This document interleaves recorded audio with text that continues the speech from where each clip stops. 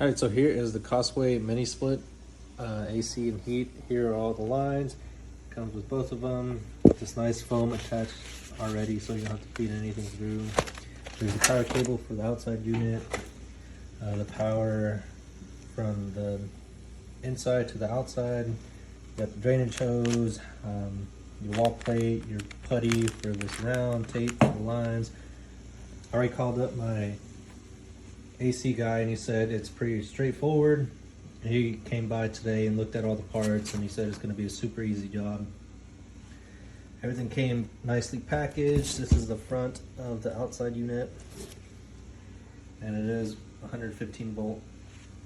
So really you can just wire in directly to the house. You don't have to really do anything, but I would just add a new breaker for this unit so it can be on its own independent circuit. But overall, everything came nicely packaged, so I'm ready to get this thing working inside the garage so I can start working on cars.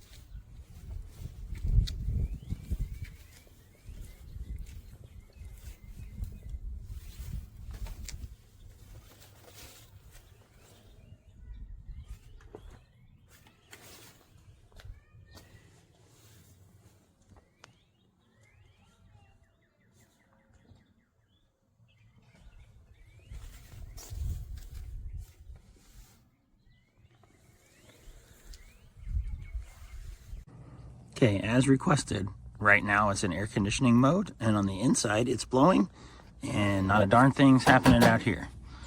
And tested all the connections. We've got 120 volts to the leads, nothing coming through on the ground. Last night the fan was blowing, not real fast, and you could hear kind of a humming or buzzing sound. Nothing is shorting or touching anything else, so I checked that. I'm going to take you inside